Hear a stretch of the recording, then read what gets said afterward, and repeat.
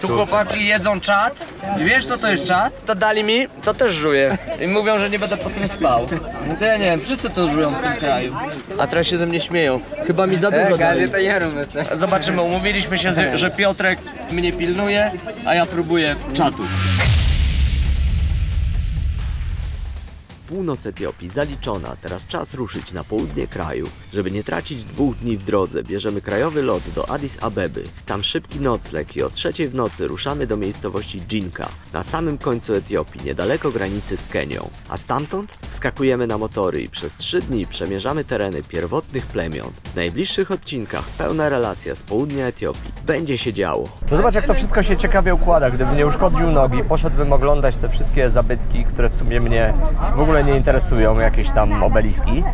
Nie spotkałbym tego lokalnego ziomala, który mi wszystko ładnie opowiedział. Pokazał całe miasto. Przede wszystkim pokazał ten obóz uchodźców i opowiedział całą historię tej wojny. Oczywiście opowiedział to słowami lokalesa, więc to na pewno nie jest obiektywne, ale no nie moją rolą jest zajmować jakiekolwiek stanowisko. Moją rolą jest przekazać Ci te informacje od lokalnego mieszkańca i już samodzielnie wyciągaj wnioski, co i jak dalej.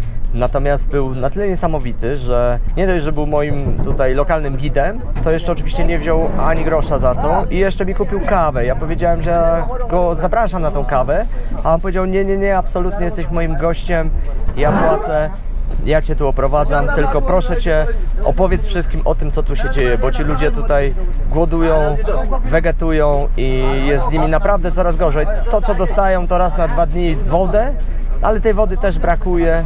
Na co to jest woda, nie? To jest nic. Więc bardzo ciężkie tutaj są warunki. Nie miałem zupełnie świadomości tego, dokąd jadę i co tu się wyprawia. I co tu w ogóle się działo jeszcze 2 lata temu, bo 2 lata temu było apogeum tutaj, szczególnie w tym mieście, w którym teraz jesteśmy, ale jedziemy jeszcze głębiej teraz, na zachód, do miasta, które już jest bardzo blisko jakby tej czerwonej strefy, gdzie partyzanci, takich trzeba nazwać chyba, kontrolują teren i tam to już w ogóle turyści nie mogą wjeżdżać. Będziemy na granicy tych, powiedzmy, 2 światów. No i zobaczymy, jak to będzie. Teraz cel do samolotu i wydostać się na południe. A dalej czekają nas bardzo fajne atrakcje. Te wszystkie plemiona, właściwie wszystkie 4. 4 główne, 4 najbardziej ciekawe. Pojedziemy, wszystko Ci pokażemy. Będziemy jechać motorami. Jesteśmy na dworcu w Shire. Patrz, jakie zamieszanie, jaki kocioł.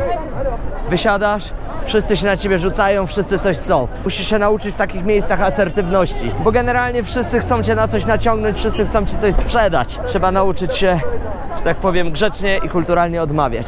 No i tak wyglądają afrykańskie dworce autobusowe. Tutaj odbywa się całe życie. No i generalnie stąd odjeżdżasz wszędzie, a tutaj dojeżdżasz. Cała historia polega na tym, żeby na takim dworcu, w takim miejscu nie znaleźć się w nocy, bo wtedy naprawdę jest strasznie. Natomiast tak jak my dzisiaj jesteśmy w dzień, to jest rewelacja. No i tutaj też jest fajnie, że podróżują różni ludzie z różnych regionów, więc oni też inaczej wyglądają, inne mają stroje, inne mają fryzury. Zobacz, jak ta dziewczyna ma uczesane włosy. To jest coś niesamowitego. Niewiarygodna rzecz. A my teraz mamy parę godzin, pokręcimy się po mieście i idziemy dalej. Później na lotnisko. Jeszcze spróbujemy coś zjeść, bo dolatujemy do Addis Abeba wieczorem, a Addis Abeba wieczorem jest niebezpieczne, więc nie będziemy się tam po mieście kręcić, tylko po prostu weźmiemy i jak najszybciej do naszego hostelu, który w sumie znajduje się w nieciekawej dzielnicy. No bo ma cenę ciekawą, więc to normalne. Ale fajny kocioł. Jest strasznie gorąco, jechaliśmy tym busem, połowa ludzi w busie spała, tacy umączeni, umordowani. Niesamowite jest to, że oni zamykają okna w busie, jak jadą. Jest niesamowity skwar, niesamowicie gorąco, a oni okna zamykają. Nie wiem, myślę, że jest spokojnie ponad 40 stopni w cieniu. No i będziemy zwiedzać to miasto. Spróbuję nagrać tyle, ile się da i wszystko Ci pokazać. Na razie chcę Ci pokazać ten zgiełk, to zamieszanie i ten kocioł. Więc jak wysiadasz w takim afrykańskim miasteczku, no to można naprawdę doznać szoku w pierwszej chwili. Ale gwarantuję Ci, że po paru dniach adoptujesz się, a po paru tygodniach w ogóle nie robi to na Tobie już żadnego wrażenia. Przejdę się tutaj i pokażę Ci okolice dworca. Mamy jeszcze kupę czasu, więc mam jakieś 2 godzinki na to, żeby tutaj się pokręcić i coś zjeść.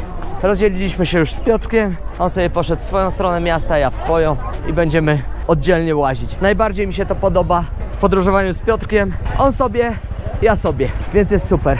Spójrz na te fryzury, one mnie fascynują. Jak te dziewczyny plotą te włosy. W ogóle tutaj jest bogactwo kulturowe i te ich stroje, te ich fryzury, to ich zachowanie. To jest dla nas totalna egzotyka. Jest to absolutnie inny świat. Tak jakbym był w innej planecie. Albo na innej planecie. To jest właśnie też śmieszne i problematyczne. Jak jesteś w obcym kraju, szczególnie w takim, gdzie jesteś przebodźcowana i dużo się dzieje, no to po jakimś czasie po prostu plącze mi się język, ciężko mi się wysłowić. A przecież powinienem do ciebie mówić i ci różne rzeczy opowiadać. To miasteczko dużo bardziej podoba mi się niż Aksum, bo dużo więcej się tutaj dzieje. Aksum to takie ciche, turystyczne, natomiast tutaj jest taki typowo afrykański zgiełk, młyn, kocioł i handel wokół dworca autobusowego. W Aksum koło dworca autobusowego zero ruchu, cisza, spokój, sielanka. Tutaj kocioł. My jesteśmy w ogóle teraz na samej północy Etiopii. Za parę godzin przelecę do stolicy, która jest de facto na południu kraju. Jutro rano mamy autobus, który zawiezie nas zupełnie na samo południe, w stronę Kenii. I tamte tereny też są bardzo dzikie, bardzo odludne. No i generalnie one są zamieszkane przez te pierwotne plemiona. Teraz wszedłem na jakiś bazar czy market. Zobacz, jaki ogromny. Zaraz spróbuję go obejść. Zobaczymy, co tutaj się w ogóle odbywa. A takie bazary to jest najwspanialsza rzecz, którą mogę Ci pokazać, ponieważ tutaj możesz zobaczyć, jak ludzie pracują, jak ludzie żyją, jak ludzie zarabiają pieniądze. Tutaj możesz zobaczyć, jakie są gigantyczne różnice w wyglądzie tych ludzi. I nie tylko w ubiorze, ale zauważyłem, że są, powiedzmy, plemiona, gdzie ludzie są bardzo niscy, a są plemiona, gdzie ludzie są bardzo wysocy. Ewidentnie jest to, w zależności od tego, z jakiego pochodzą plemienia, mają zupełnie inny wygląd, zupełnie inne zachowanie i oczywiście, co za tym idzie, zupełnie inny mental. I to też świadczy o tym, że oni się nie miksują między sobą, pomiędzy różnymi plemionami. Raczej walczą między sobą. Głównie walczą o bydło i o tym też Ci opowiem, jak już będę na południu. Ten ziomal opowiadał, że przed wojną tu się żyło naprawdę fantastycznie. Dzisiaj, na dzień dzisiejszy, ceny są dla nas bardzo niskie, dla nas Europejczyków. Natomiast on mówi, że przed wojną były jeszcze 3 razy niższe. Więc możesz sobie wyobrazić, jak tutaj się fajnie żyło, dopóki de facto politycy nie zrobili zadymy i nie oszukali swojego lokalnego narodu. Bo wykorzystali ich do tego, żeby zrobić wojnę, przewrót, a teraz się w ogóle nimi nie zajmują. Kompletnie. Korupcja, poszła walka o władzę i nic więcej. Dlatego też ja zawsze uważam, że wszelkiego typu rewolucje to nie jest nic dobrego. Na tym zawsze zyskują politycy. No i tak to tutaj wygląda, z tego co zrelacjonował mój ziomal. Swoją drogą bardzo odważny gość, bo on prosił, żebym to wszystko upublicznił i pokazał. I on w tych swoich wypowiedziach głośno krzyczał przeciwko oficjalnemu rządowi kraju, czyli Etiopii, ale też przeciwko rządowi tego regionu, w którym on mieszka i żyje. Powiedział, że 85% ludzi nie ma pracy. No to wyobraź sobie, o czym my tu mówimy i jakie tu są realia. Fascynuje mnie Afryka. Afryka to jest taki bardzo, bardzo dla mnie dziwny, tajemniczy, mistyczny kontynent. Tutaj jest absolutne ekstremum, jeżeli chodzi o wszystko.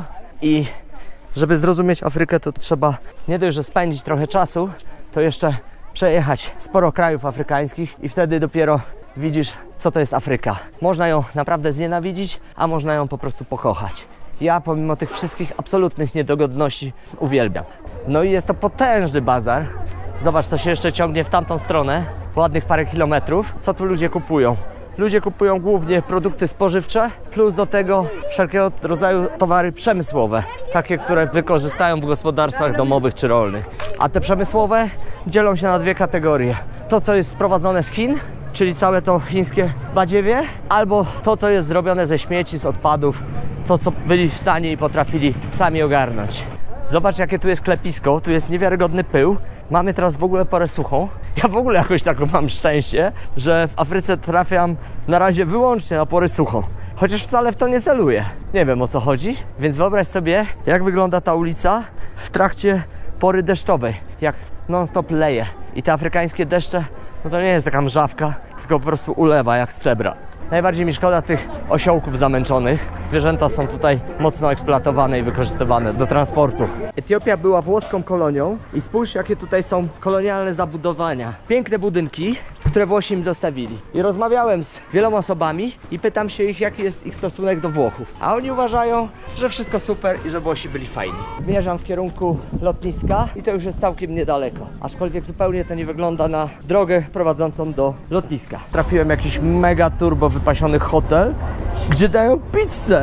Więc zamówiłem pizzę z kurczakiem, kolę i będę to jadł, bo po tygodniu włóczęgi i jedzeniu tych ich wynalazków ja po prostu zamarzyłem o normalnym jedzeniu. Więc pizza to jest dla mnie ratunek. Co nie zjem, to zapakuję na wynos i myślę, że to będzie najlepsze rozwiązanie. Ciśniemy na lotnisko, bo długo to trwało. Natomiast ja walczę z programem pod tytułem Panika, histeria, bo za wcześnie muszę być. No i to była niezła lekcja, bo już przebierałem nóżkami. Mam nadzieję, że się nie spóźnię na ten samolot. Byłyby jaja. Dlatego wziąłem tuk-tuka. No nie ma biedy, zobacz, taki samolocik. Lotnisko wyglądało jak wyglądało. Natomiast tam jest jakiś taki dziwny barak, to w nim nie byliśmy, nie wiem. Wygląda jak bunkier trochę. Straż pożarna, samolot jest i jedziemy z tym koksem. Za godzinkę będę w stolicy i rano wcześnie autobus do Dżimka. Podobno się jedzie 13-14 godzin z przesiadką, może 15 i jest szansa, że jutro w nocy będę w Dżimka, a jak będę w Dżimka, to pojutrze rano zaczynamy safari. Na motorach 4 wioski tubylcze, 4 różne plemiona. Będzie się działo. Wszystko to ci pokażę. Lecimy etiopskimi liniami lotniczymi na locie krajowym i okazuje się, że bardzo pięknie nas nakarmili. Aż byłem w ciężkim szoku, bo w Polsce wodę mineralną dostaniesz i tyle. Resztę musisz sobie dokupić. A tutaj full wypas. Podróż zajęłaby nam minimum 2 doby, bo znowu trzeba byłoby jechać naokoło wschodem kraju, więc stwierdziliśmy, że samolot to jest teraz jedyne wyjście, ponieważ jutro mamy bardzo napięty terminarz. Dzisiaj wieczorem trafimy do hostelu, śpimy niedługo, bo super rano wcześnie na autobus i jedziemy do Dżimka. To jest jakieś 14 godzin jazdy z przesiadką w jakimś tam mieście, której nazwy nie pamiętam. I tam będziemy te wszystkie 4 plemiona ładnie, elegancko oglądać, rozmawiać z nimi, jeżeli się da, przy pomocy tłumacza, fotografować i nagrywać. No i później trzeba będzie wrócić. No i ja bym chciał zrobić jeszcze 2 rzeczy. Po pierwsze, chciałbym pójść na bazar. Chociaż dzisiaj już sporo, że tak powiem, zobaczyłem w kwestiach bazarowych. No ale jednak największy bazar w Addis Abeba chciałbym zobaczyć. No i oczywiście numer 2, obowiązkowo slumsy. Slumsy mówią, żeby absolutnie się tam samemu nie zapuszczać i jestem chyba w stanie to uwierzyć.